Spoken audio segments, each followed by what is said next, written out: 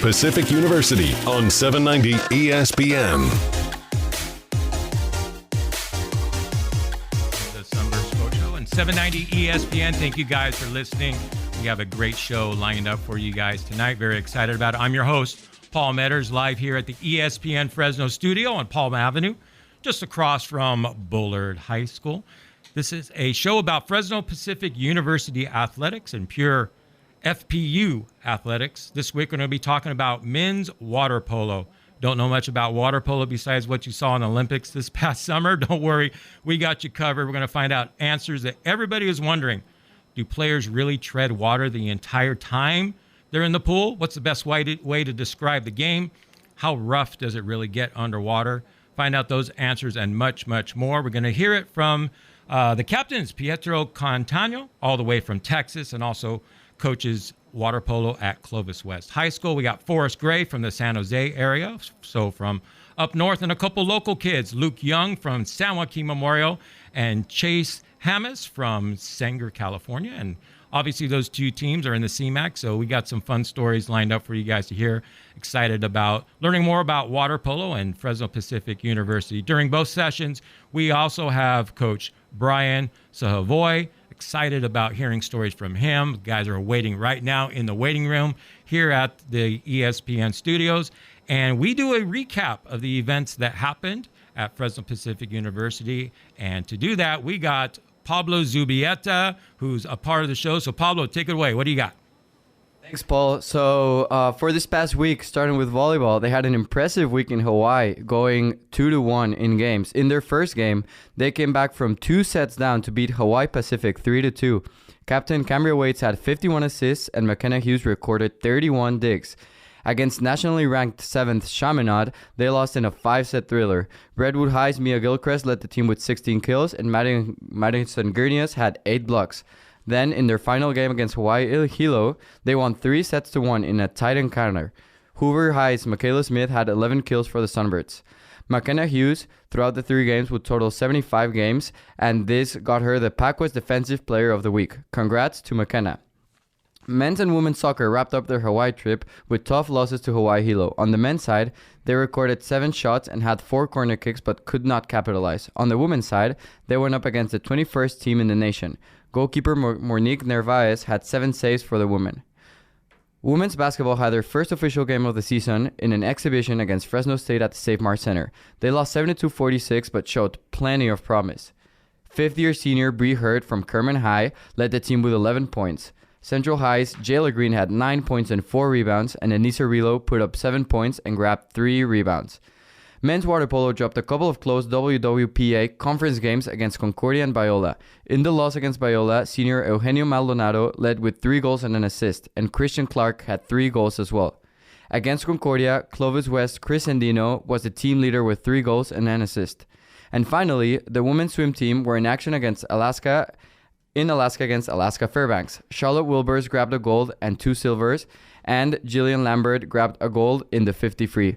Back to you, Paul. You're getting used to this thing, Pablo. Good job by you. All right, that's a recap of all the great things that are happening. Good job by you, my friend Pablo. Excellent job. All right, we're going to hear from the men's water polo team here. Fresno Pacific University is in the house. Pietro Cattano, Forrest Gray, and Coach Bryan Suhovy. Coming up next, you're listening to the Sunbird Sports Show on 790 ESPN. Now, welcome back to the Sunbird Sports Show with Paul Meadors on 790 ESPN.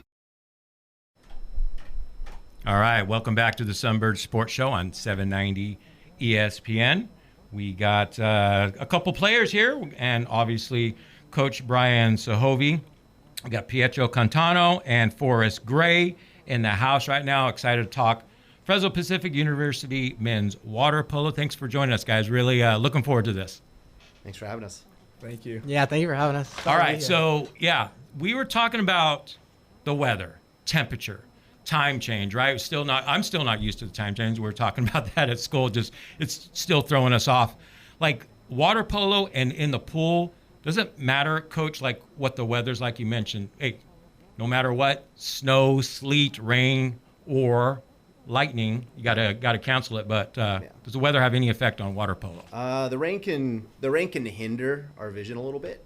It just makes it a little bit tough if the water's splash in front of you, rain in your eyes. But other than that, we play. Lightning is the only thing that'll postpone a game. So, guys, what is like the perfect weather conditions to play water polo? Like hot outside, cold pool. Like if it's hot in the pool, you get tired so fast. I mean, what about you? I like playing with like the lights on at night. I don't like the sun on me, so I'd say night game, clear skies, cold pool always. The colder the better. The colder the better. I mean, is there like a perfect temperature? Like temperature wise, what would be the perfect pool? Do we even know that? Well, I think you've got two different. You've got your practice temperature and you've got your game temperature. Yeah. Practice temperature, these guys want the pool sitting at about 80 degrees, I'd say. Yeah. Game temperature, you want it about 76, 77. And so that 4 degrees, it's a big difference. You wouldn't think, but a couple degrees makes a big difference in a game. And you haven't had a game in the pool yet, or in the rain yet, have you? This year? Not this season. No. It might have sprinkled on us once this year, but nothing crazy. Does it make the ball, slicker or harder to control? Like, what does water polo in the rain look like? Honestly, it's kind of the same. I mean, water splashing the whole game anyway. Yeah. So yeah. All right, Coach. I've watched water polo over the last 10 years when I worked at the newspaper in Clovis. I go to water polo games, and I remember, like, what the heck is going out there? Those are some of the questions that were running around in my mind. So, Coach, I want to ask you, like, if aliens landed or somebody that never watched water polo before, what's the best way to describe it? Oh, man, I would say a lot of swimming back and forth. You're not allowed to touch the bottom or the sides. So just lots of swimming, obviously. And, you're throwing in a combination of wrestling and soccer and maybe even some basketball tactics is what you're looking at as far as the game being involved in. A lot happening. And so, but yeah, I'd say wrestling and basketball or wrestling and soccer. Well, the guys were nodding their head yes when you said wrestling right away. Oh, yeah. So what's the best way, Pietro, what about you? Like, what's the best way to describe what water polo looks like? I'd say it's like a combination of basketball and soccer in the water. That'd be my best explanation. Is how I always explain it. You're moving around kind of like basketball. You can't touch the water, but you're using soccer goals and you're using your hands. Yeah. Forrest, what about you? What's the best way to describe water polo? Soccer and basketball. I mean, every time someone says what position do you play, I just tell them like a shooting guard. Like there you go. That's basically how I say. Steph Curry, you're trying to bomb threes or what? I mean, I'm trying like outside shooting, kind of. He does. Successful. I'm pretty sure he yells "Make it rain" right before he shoots every time. Yeah. Saying Kobe right as you release it. Coach, so talk about these guys individually, kind of like what they bring to the program, how you found out about them. Because Pietro's from Texas. We're going to get into that a little bit. And Forrest, you're from the San Jose area. So how'd you find these guys and what do they bring to the program? Yeah, I'll start. Pietro, we saw Pietro and recruited him at Junior Olympics. There's a couple of different sessions, and there was a session in Texas, and we watched him play there. And, we thought he was an amazing player. And my assistant coach at the time touched base with him, and next thing you know, he's here in Fresno. So, but yeah, he was a solid player for his club team back in Texas, and played Olympic development and did a lot of different things at a high level. And knew we were rebuilding at the time, right after COVID, and we knew he would be a player that really come in and be impact right off the bat. And so, and he's a starter as a freshman, and he's been a leader ever since. So yeah, it's been a pleasure having him in the program. And he's a team captain? He is. Yeah, he is. So yeah, I think the funniest comparison that we came up with this last season is he is our Roy Kent from Ted Lasso, and so that's how we describe him. He's got a big heart and he loves, but man, he is rough on fierce, the outside. intense. Yep. He gets after it. Do other teams go after him a bit? They do. They see him and they see his stats, and he really is. He draws a lot of attention. What about Forrest? What does he bring to the program? Forrest is almost the opposite. He's Mr. Positive in the water, and so it's always positive. It's always encouraging, but he gets after it. He grinds, and so For as nice as he is out of the water, he's not afraid to get after it in the water. And so he plays hard, swims fast.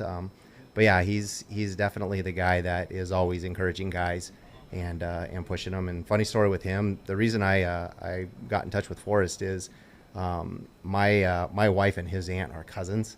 And so he didn't really do a lot of club stuff, and got a phone call and was like, "Hey, you should check out my nephew." And I said, "All right, let's get in touch." And next thing I know, I'm having conversations with Forrest, and he was at FPU, and same thing, freshman starter, and really never looked back. He's been doing great things for us. Forrest, I want to ask you then. All right, so obviously you had a connection there to Fresno Pacific.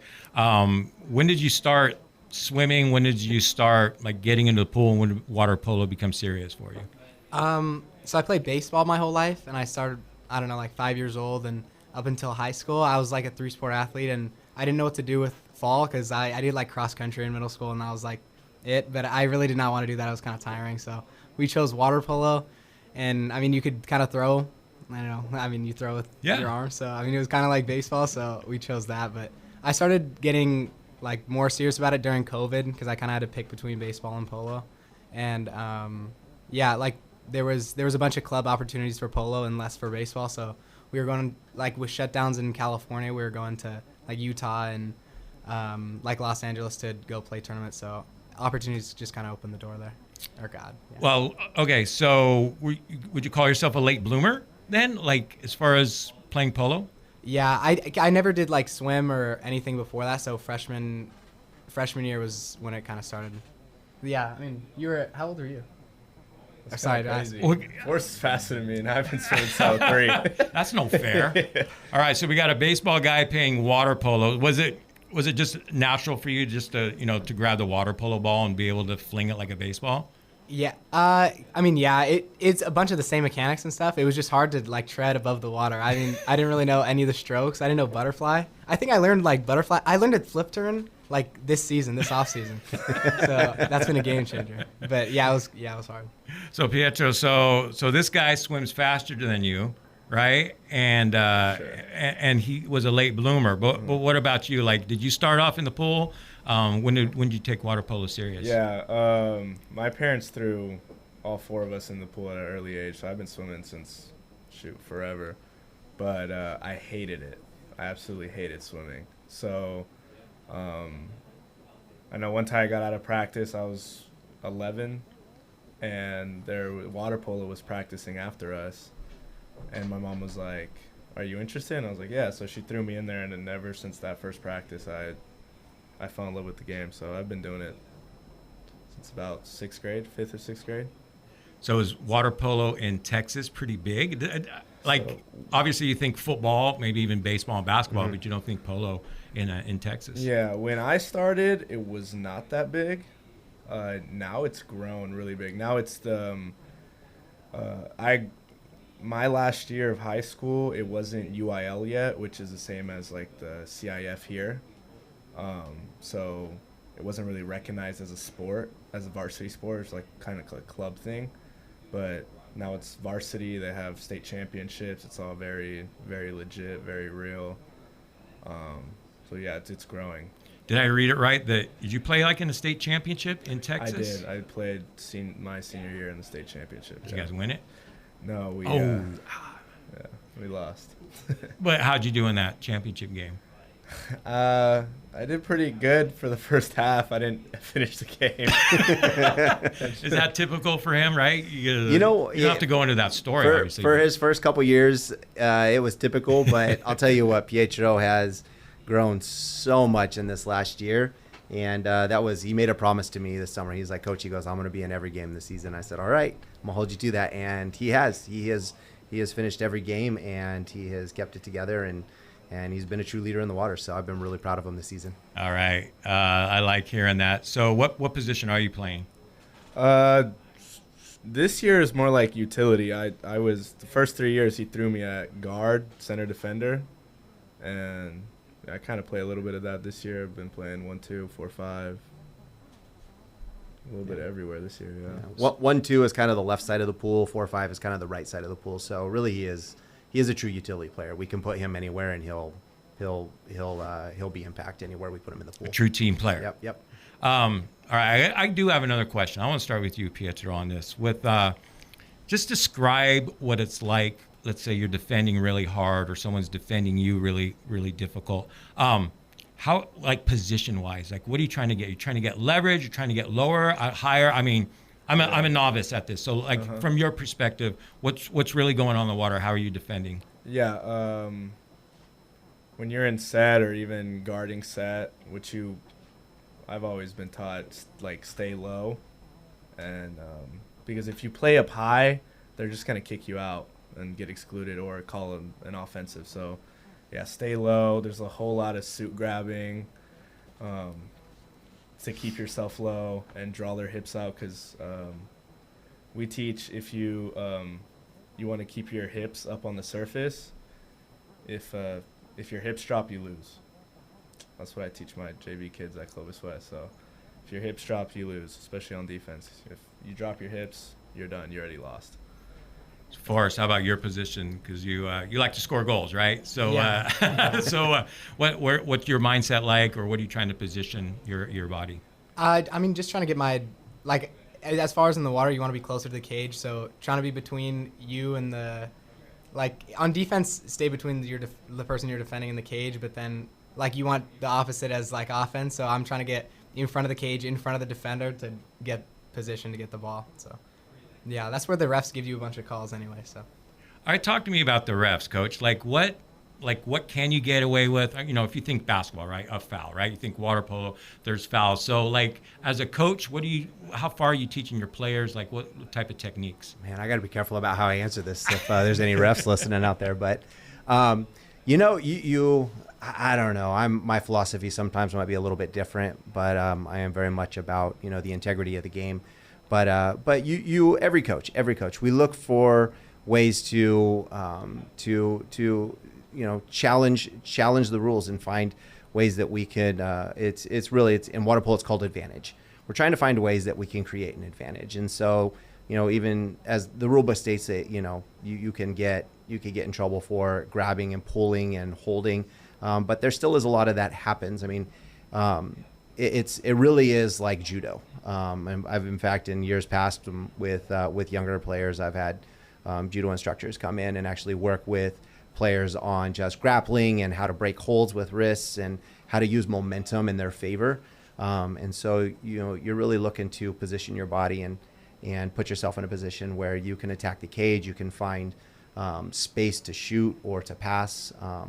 And so, but you're always looking at the rules and trying to find ways like, okay, how can we use this rule to create advantage and not get in trouble, not break the rule? And so it really is a lot of strategy and a lot of positioning. And a lot of times it's hard as a player, like you're working on something, and as a player, it doesn't necessarily feel like it's effective, but really you have to think, what does the official see from the officials aren't in the water. They don't know what's happening underwater. Their perspective is much different. And so it's really trying to play to what the official sees, and not what the official is assuming is happening, because they're going to call the game based on what they see. So like Pietro said earlier, you're trying to stay low. You're trying to stay, in a position that is going to prevent you from getting in trouble as you try to grapple and shift for position advantage. So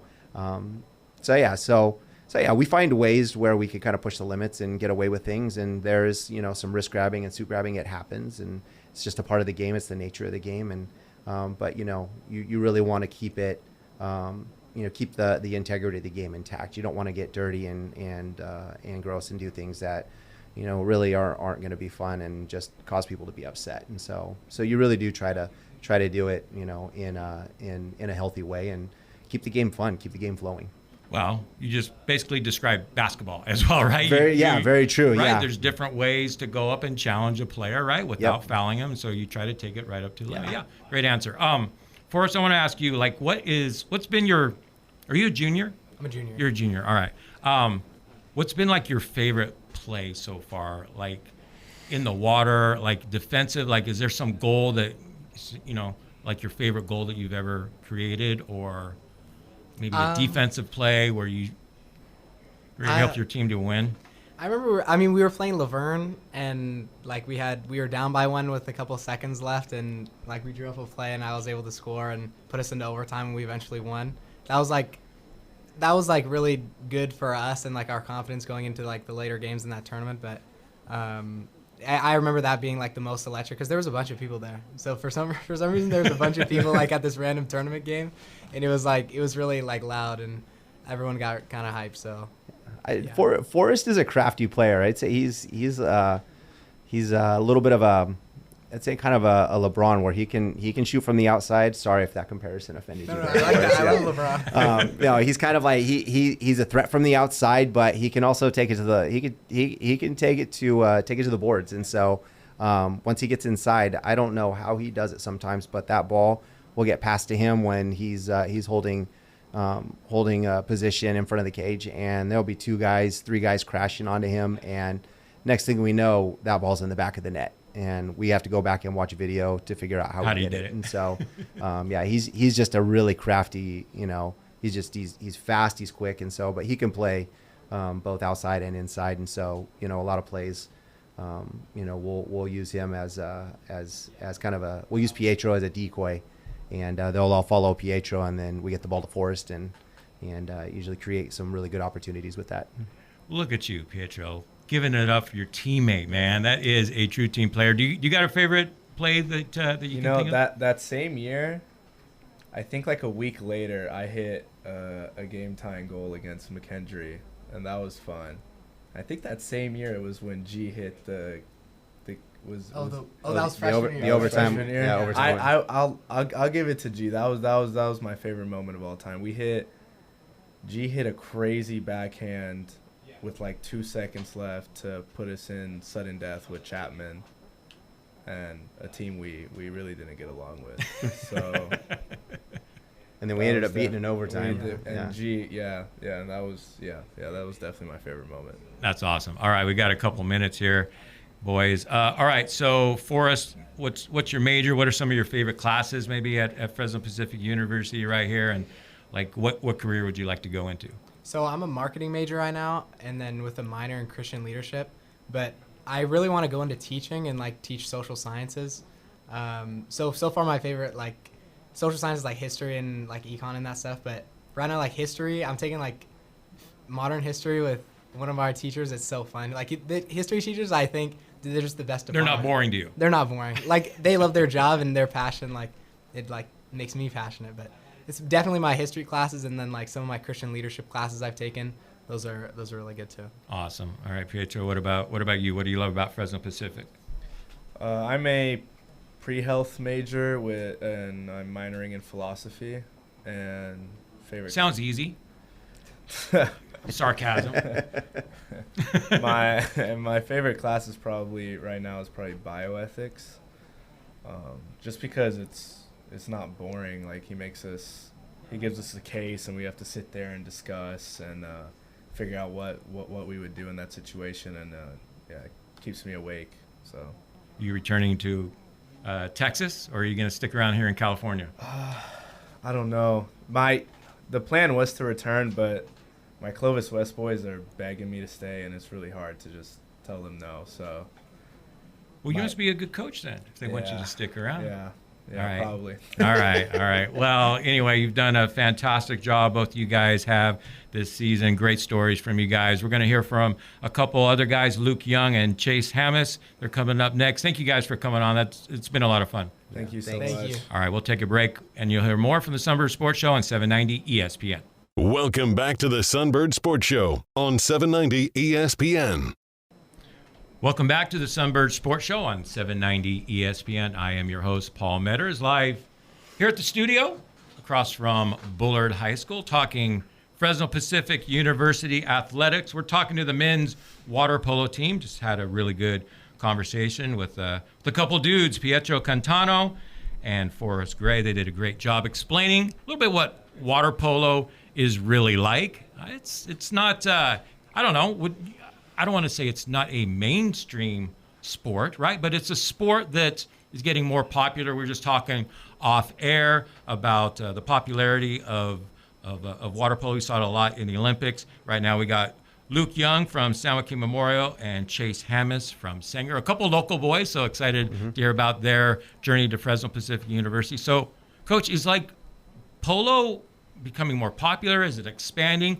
We talked to Pietro. He's like, yeah, when I was in Texas, it wasn't really even a high school sport, and now it's a high school sport. So, we saw it a lot in the Olympics. Is it a growing sport? It is currently growing. There's a big trend across the nation. We had a big push in the 90s. It was growing, and then it kind of took a dip, and we're back on the upwards trend right now, and it's growing. It's becoming a lot more popular in the Midwest, East Coast. Blew up a handful of years ago, and so it's spreading across the nation and gaining more traction, and we're excited about it. More colleges are starting programs, and it's growing. The NC2A is bigger now than it ever has been. California is where it's at, though. Is that California is the hub? This is where it began, and it began in Europe, but California being the Sunshine State, where and I think I might offend some Floridans there, or some, but yeah, it is. The weather here is it permits for water polo year round, so it is popular here in California. All right, Chase, I want to start with you.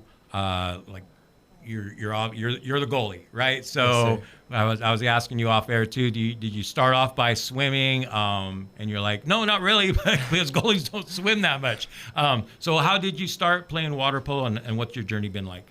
Yeah, I mean, I started playing water polo in 7th grade, so I think I was around 12 years old, maybe 11. And I was a field player, so I did just hop right into it, but I started playing 7th grade and continued on throughout high school, and my senior year ended up being a goalie. So, yeah, it's been a crazy journey. All right, so junior high, did your junior high team in Sanger, they had water polo? Yeah. It wasn't a club deal? They have water polo for middle school at one of the middle schools of the, I think, 5 in Sanger. So after school, I didn't go to the main one that had water polo, so after school, if we played, we would travel to practice at WAMS. Got it. All right. Luke, what about you? What about your water polo journey? How'd you start? I started off as a swimmer when I was probably around in 1st grade-ish probably, and then a couple years later, I started playing water polo. My parents put me in water polo, and I was doing both for a while, and then realized water polo was more fun, so stuck with that. Started playing polo probably around 10 years old maybe. So been playing for a little bit now. What is the hardest part about playing water polo? I'd say the hardest part about playing water polo is I'd say my stamina is probably lacking the most. I get tired a little bit quicker than most, I'd say. So staying at full speed all the time is probably the toughest thing for me. Chase, so do guys give you grief about playing goalie? Like, you're not really a swimmer? Like, what do they say? They talk trash about you? What do they say about you? During practice, I know I don't get a lot of credit. I mean, I feel like I work super hard, but they always tell me, like, oh, we're doing these tough swim sets, and I just see you over there doing nothing but leg workouts or just sitting on the wall. Well, then that's when you yell at them, all right, try to score on me then. Right, exactly. Let's go. Yeah. I think maybe what I'll do one of these days is let Chase run one of his leg sets on the team, and then they can reassess their comments. That's right. So, Coach, why don't you talk about each of these two guys and what they brought to the program and how they perform in the water? Yeah, no, I'm both of them great guys. Both came with really strong recommendations. Both of them played for alumni that we have that are coaching here locally. Luke out of San Joaquin Memorial, my current assistant coach, is actually their head coach. And as he started recruiting, brought him on last year, he started recruiting. We were talking about his boys, and he said, hey, this kid Luke, you got to watch this kid Luke. And Luke is kind of unique in the fact that he's a lefty, and that's, there's not a ton of lefties that are really effective, and he's really come along this first year. Freshman year is like drinking from a fire hose, but he's got a really good outside shot, and we're working on the stamina part. He'll get there as he continues to grow and develop. But beyond that, just one of the things that Nate, my assistant, what he said was, you're not going to get a kid who works harder and who has just a better attitude. And I don't think I have yet to see a day before or after practice that Luke is not smiling. I mean, he's just every day, see you later, coach. He's got a big old smile on his face. And so he's been just a joy to have. But yeah, as a lefty, and he's really gained a little bit more confidence this morning. I mean, he put away 3 or 4 really good shots.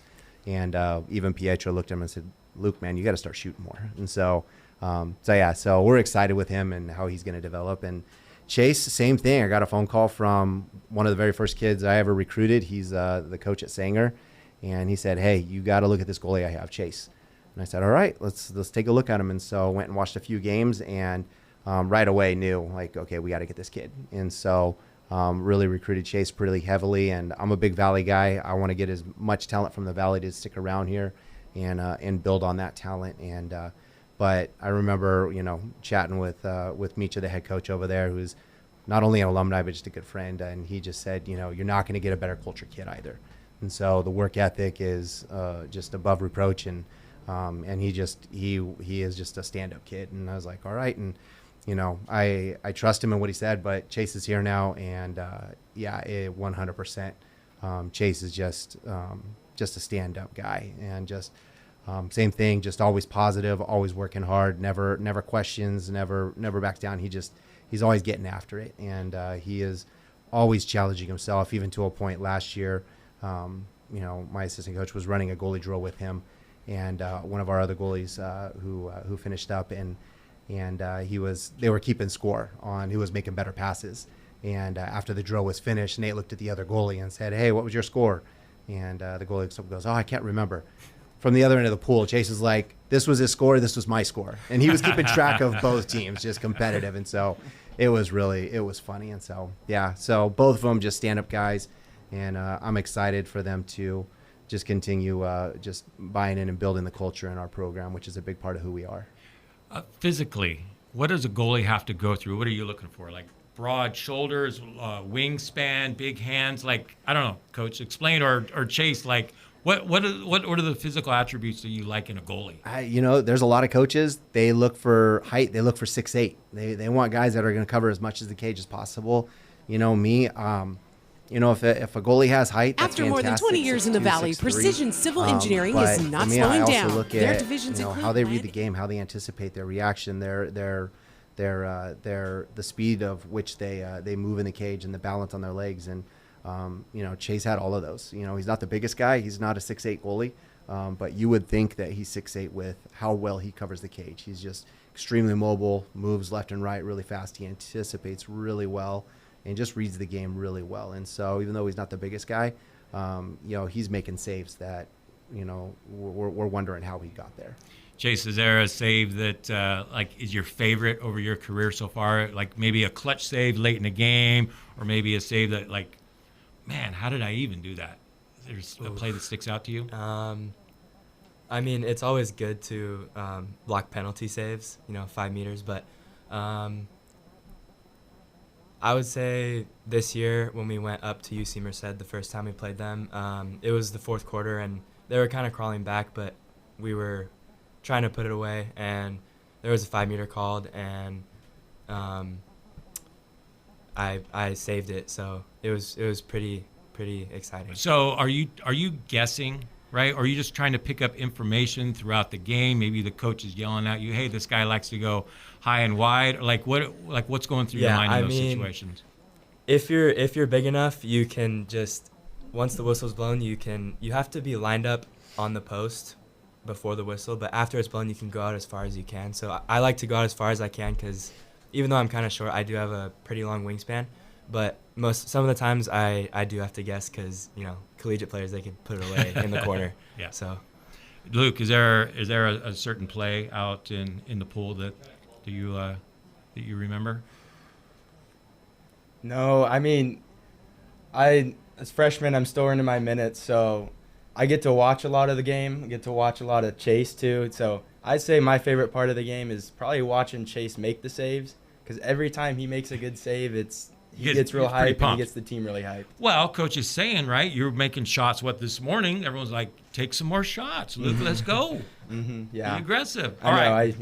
So, San Joaquin Memorial, Sanger. Yep. You know what I'm bringing up next? Oh, yeah. CMAC. Did you guys know each other before you came to college? You remember some games against each other? What was that like? Yeah, we did. I've been playing with Luke since we were 14 years old.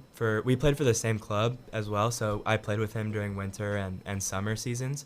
But when it came to high school, we were pretty good rivals, and yeah, it was pretty fun. Did you ever score on Chase, though? Oh, yeah. Plenty of times. Yep, that was, I remember whenever I'd play against Chase, I'd always play my hardest because I knew he was a good goalie, and I had to put away some great shots to score on him. So, Luke, what is your favorite type of shot?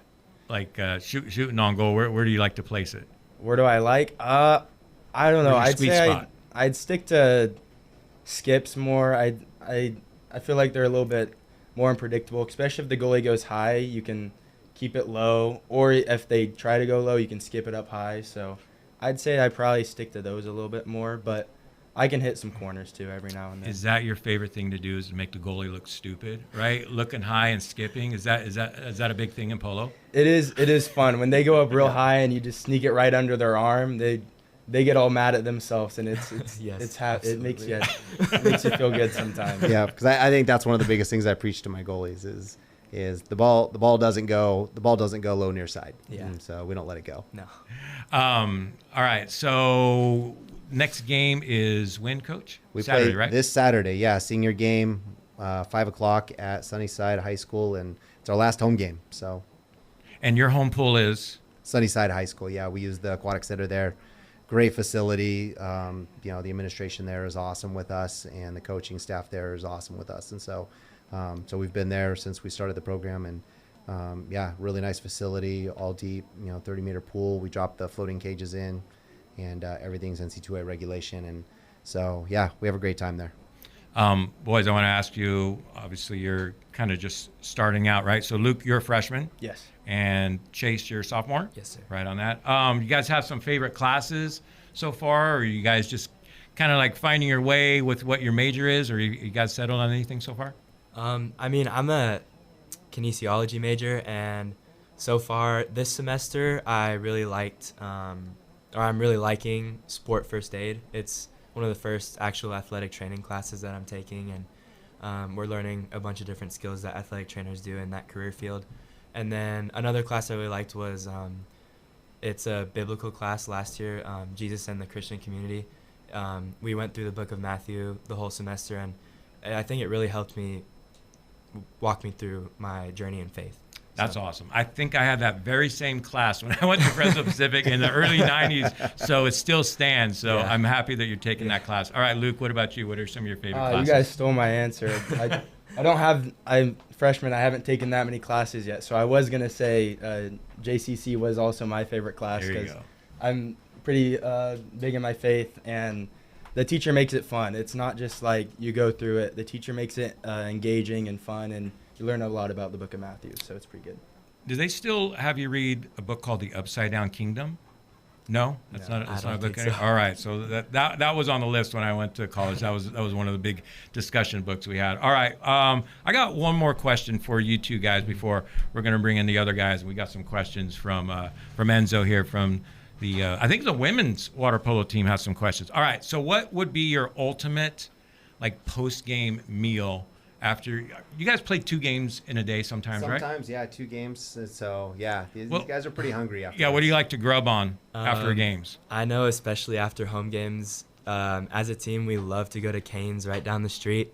That Caniac combo just hits different after. Is that the four pieces? That's the 4 6 strips? piece. That's the sixer. Yeah. Okay. What about you, Luke? Same? Well, I could have told you Chase was going to say that. For sure. I like myself some Chipotle, so I'm a big burrito guy. All right. I'd go with that. All right. Sounds good. All right. So I think we got some questions from Enzo. Okay. So they got individual questions from the women's water polo team. He'll take it away. When you guys are up, just go ahead and lean in the microphone and answer away. That's right, Paul. I think the boys are ready for these questions. Had a nice conversation with you right there. All right. We're going to start with Chase, actually. Chase, this question comes from Sierra. What club team did you play for, and how has your experience in clubs shaped you as a player right now? Yeah, that's a great question. I played for a club called Praetorian Water Polo Club. It's based out of Fresno, and we represent the Valley really well. It was established in 2012. As a player, I've learned a lot playing club because it's year-round, and it's helped me develop into a pretty decent collegiate player with the help of a tournament every summer called Junior Olympics, and you have to qualify for it in order to get there. And it's a super fun thing to do club because you get to travel a lot and make sure you get ready for collegiate water polo. Thank you, Chase. We're going to follow up with Forrest. Question for Forrest is, what has been the best memory so far in this season, this year? This season, I can't like pinpoint it to one, but something we do before games is like on long bus rides. Like when we go eat food, we'll start playing 20 questions with like 3 of us or something like that, and then like suddenly there's like 15 of us, like all trying to guess like the one person. I remember we were trying to guess the person of Jesus for like 20 minutes. No one thought to guess that, but that's probably it. That's one good game to play on the road. We're gonna follow up with Pietro. This question comes from Tatum. What area the team has grown the most this season, do you think, Pietro? I'd say the area we've grown the most is how close we are with each other. It actually feels like a team.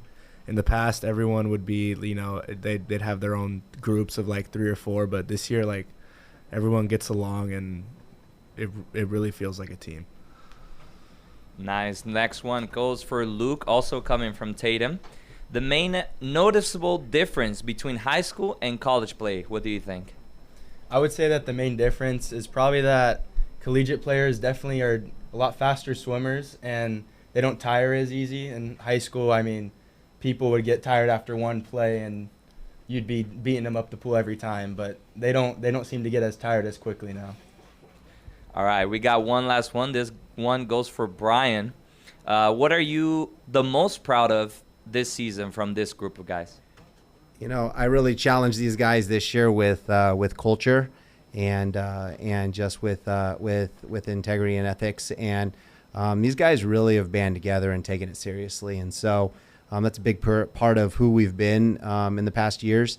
And these guys have done such a great job getting back to our roots. And like Pietro said, just really being behind each other and really drawing together as a team and really holding each other accountable, encouraging each other, and really buying into the philosophy of who Fresno Pacific Water Polo is. And that's been a lot of fun. And so I'm really proud of these guys for what they've done and the direction we're moving right now. So it's made coaching these guys just a lot of fun.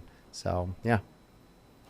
Thank you, Bryan. That's amazing to hear. Before getting it back to you, Paul, we have both men's and women's soccer finishing their regular season strong. Point Loma is their first challenge tomorrow at Ramirez Field. Men play at 5 p.m. and women's at 7:30. This will repeat on Saturday as well against Biola. 5 p.m. for men's, 7:30 for women's at Ramirez Field. Senior day for water polo. You guys, Sunnyside, 5 p.m. against UC Merced. Women's hoops start their official competition on Friday the 8th. Following their showdown against Fresno State, they face Chico State this time at the Special Events Center at FPU, 5:30 p.m. As always, fans 18 and older are $10 admissions, and 17 and under go for free. Back to you, Paul. All right, we got another minute here. Chase, I got to ask you, what Bo Jackson? Wait, whose favorite player was Bo Jackson? Forrest. All right, tell me about Bo Jackson, how you discovered Bo Jackson. 5th grade, when I was given internet access, I saw Bo Jackson highlights on YouTube, and like halfway through it switches to baseball, and that was crazy. I was an all-star in 2 sports, so. There you go, great. And then you also got to look up Deion Sanders. As well. He was right next to that. He's right next to that. So a couple 2-sport guys. All right, and I know you're a baseball guy growing up. Great answer. All right, always fun to catch up with all the good stuff that's happening at Fresno Pacific University. Thank you guys for listening. If you missed any part of the show, you can go back to 790ESPN.com.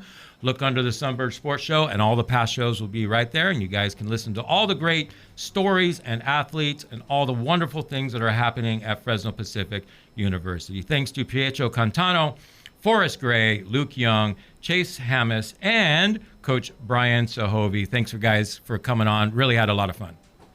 Thank you. Thank you so much. All right, have a good week, everybody, and go Birds.